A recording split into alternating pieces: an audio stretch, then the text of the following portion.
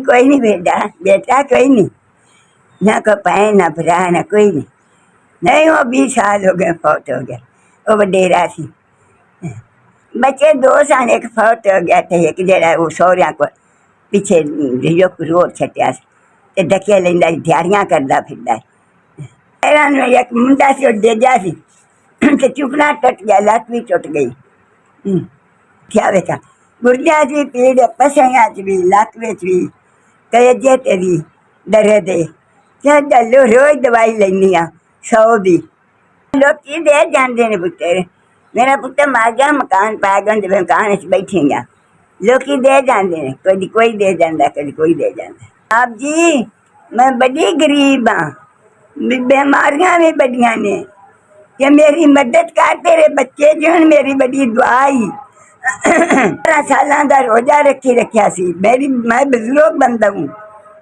हाँ कि मेरी मदद कर चा, चल बच्चे क्यों नहीं जी, मेरिया बड़िया दुआवां लोकां लगदियां ने। जी रोटी भी भेजो, पानी भी भेजो, मैं मरदी पईयां हरनियां ने मैनू आंदे ने ऑपरेशन करा, मैं कमजोर, मैं ना टीका नहीं चल सकती, तू बोतल नहीं चल सकती, 100 दियां क्यों गोलियां खानी आ जी। साहब जी 6000 पहुंच गया है।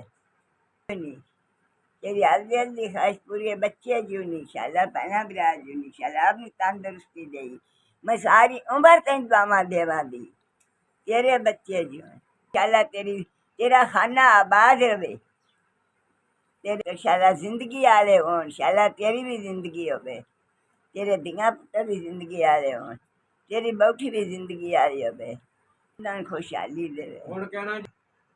जी तारियां आसां मुरादां अल्लाह पूरियां करे, ते दिल दी हजरत पूरी करे, शाला जिंदगी आले होन सने बच्चियां, शाला भैना भरा भी शाला जिंदगी आले होनी। जी जे मैं बीमार दी मदद की है, तेरी अल्लाह मदद करे।